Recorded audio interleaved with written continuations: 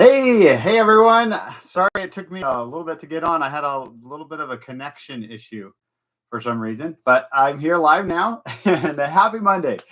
I'm happy to be here with you. I actually like Mondays. Most people get the Monday morning blues, but I like to start the week out on a good foot with high energy because I think that the way you start something can really set the tone for how it's going to go from that point on, right? So I like to start Mondays with high energy. And today I'd like to hopefully I can give you a little bit of motivation to give you some inspiration to take action, which will then hopefully could lead to some transformation. Motivation is great, inspiration is even better, but transformation is what we're really all after, right? Transformation is what makes all the difference. That's what takes us from living just an ordinary life to living an extraordinary life, right? So happy Monday. I'm happy you're here with me. If you're watching the replay later, thank you for watching. Thank you for being here with me. So I actually have a question for you today. I've been thinking about this a lot, and this one's mostly for my real estate friends out there, my realtors, and my real estate coaches and my real estate office managers and leaders, but this will apply to any kind of sales, if you will. So what I want to ask you right now is, are you sure that you're selling what you think you're selling? Are you selling your prospects the right thing? And you're probably thinking like, what do you mean? Do I know what I'm selling? Of course, I'm trying to sell houses, right? For the realtors. But here's the thing. That's where I would actually disagree with you. I don't think that you're selling houses. And you're probably thinking, well, don't you know what a realtor is? Okay, hear me out. Here's what I mean. People don't actually, in the long run, when you really break it down, they don't buy products. People actually don't buy houses. All right, what the heck am I talking about? What do you mean people don't buy houses? Of course they do. I've sold so many houses or whatever, right? Hear me out here. Here's what I mean. Think about the last time that you went out to eat, right? Did you go to that restaurant to buy a product?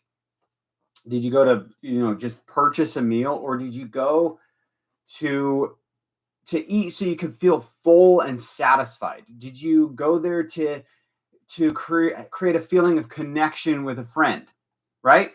You see, here's the thing. People don't buy products. People buy a feeling.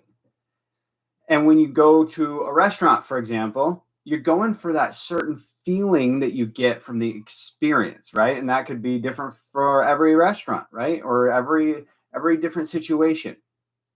And here's the other thing that's really interesting. This actually applies to all other areas of our life. We have this going on in our life all the time. We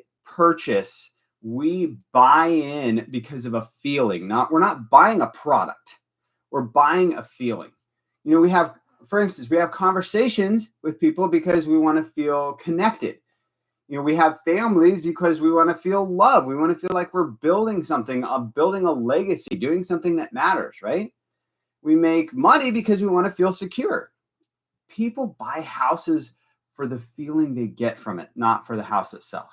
Now, I know a lot of people think that this seems like splitting hairs, right? They think it's like, well, obviously they're buying something and it makes them feel good.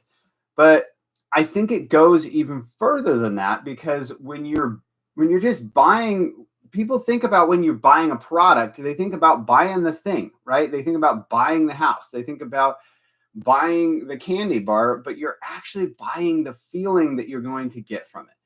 So for example, with houses, people, they don't buy the features of the house, right? And I see this, I gotta be honest, I see this so often with realtors, is that as soon as someone walks in the house, the realtor will start spewing off all of the features of the house, right? Which is important to know.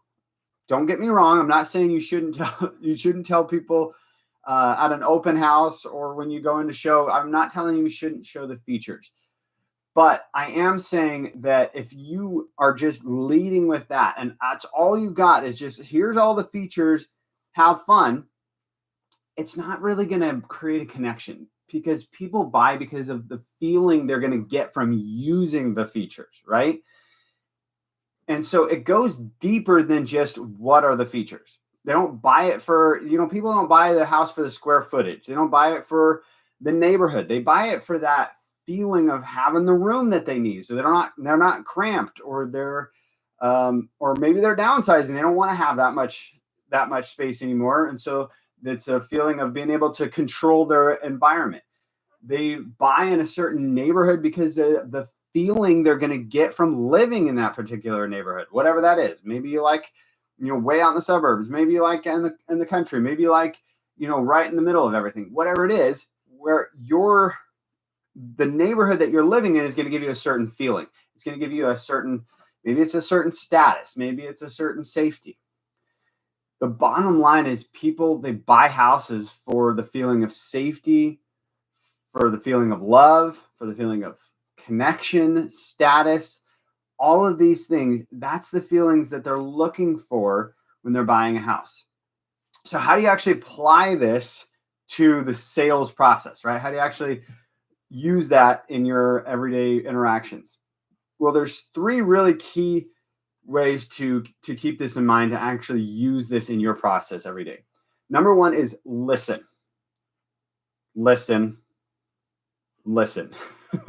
You should always listen I always tell people about 5 to 10 times more than you speak. Most people are just going to speak to fill the silence. But when you listen, you actually learn a lot more about the feelings from the people that you're serving. You learn about the feelings that they're trying to fulfill. You're learning about the feelings they're trying to get from a certain feature or a certain neighborhood or a certain whatever it is. They will tell you, your customers are telling you a lot more than you think they are. And if you'll pay attention, you'll really listen deeply, then you can start to identify the feelings that they're having, and you can learn to speak their language. I have a business coach that says that he's one of the best negotiators on the planet. And he said his most valuable negotiation skill comes from here, not from here. He says your ears are your most important negotiation skill. That's where all of the juice is going to come from. That's where the ideas are going to come from, is listening to other people. But most people are just going to speak to fill the silence. Sometimes it's because you feel low confidence. Sometimes it's because you just feel that awkwardness. But here's the thing. I would say most of the really deep growth that happens within people happens in the silence, happens in those spaces between words, between sentences in a conversation, because that gives people time to think. So make sure that you're listening to your clients and really deeply, actively listening, instead of just being quiet long enough to where you can say the next thing that you've been thinking about, right? Number 2 is shift your language.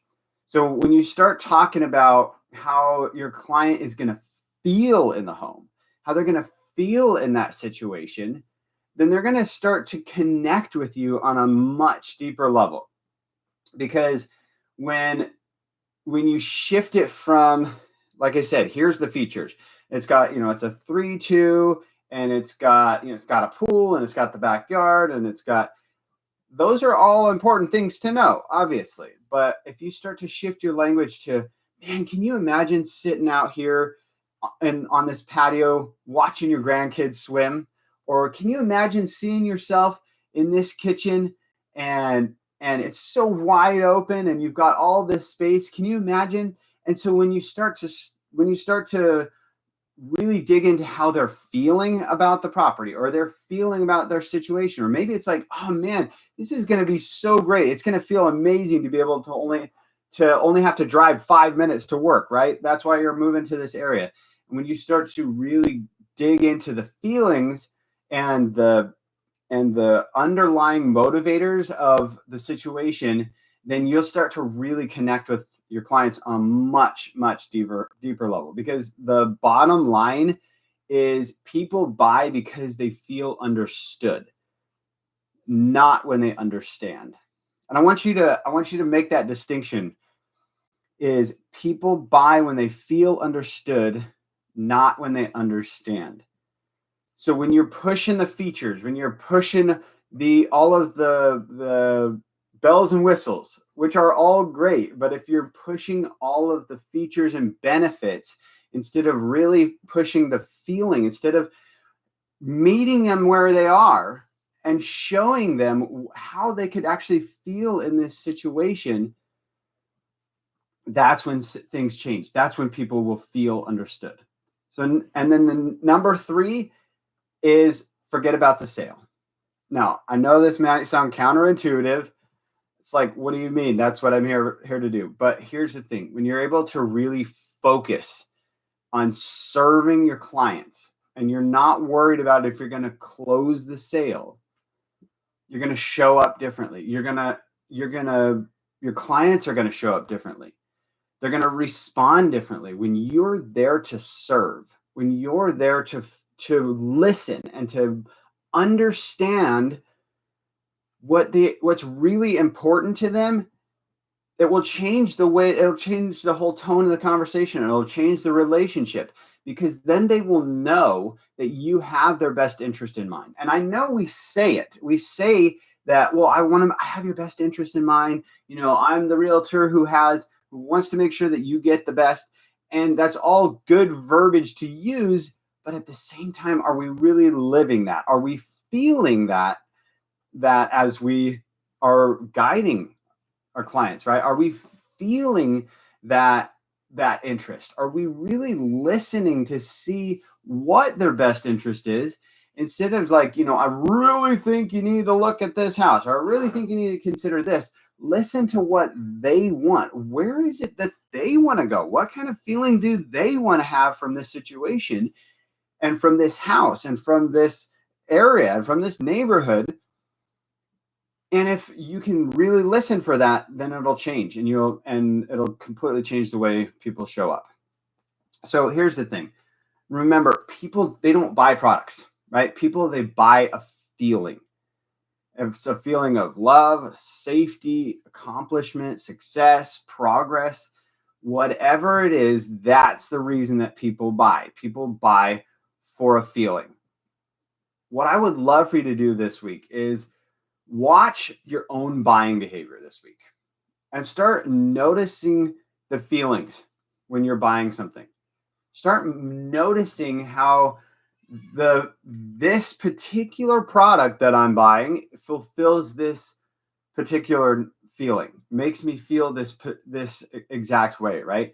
And better yet, if you actually start to write down every time you buy something and the feelings and the reason why you bought it and the feeling that it gave you because you bought it, that's even better. Whether it's, buying lunch or gas for the car or a house, whatever the feeling is you're trying to get from it, start writing down the reason or what you bought and the feeling you were trying to get when you bought the product.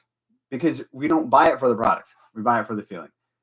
And the more you start to notice this in yourself, as you start to really notice, like, this is why I bought this, and this is the feeling I got from buying this, and this is the feeling I want from buying this. The more you start to notice it in yourself, the better you'll start to be able to notice it in other people. And when you can do that, when you can notice and you can listen, right? When you can listen to what they're actually saying, when you can shift your language from features and benefits to feelings, and when you can really start to forget about the sale and really focus on how you can serve them, not only are you going to be successful, not only are you going to have more sales, but you're going to get addicted to the feeling of truly helping others. And that's what service is all about. That's what sales is all about. I have a mentor that says sales is service. So learn to listen and learn to find where your clients are looking for a particular feeling instead of that product. Thanks for being here. Thank you for watching this later if this is the replay. And I actually have a workshop coming up on Thursday that I'd love to have you join me. It's called The Realtor's Edge. You can click the link in my bio. It's coming up this Thursday at 11 a.m. I'd love to have you join me. I'm going to talk about how to really turn your mess into your message. So that's Thursday, August the 7th.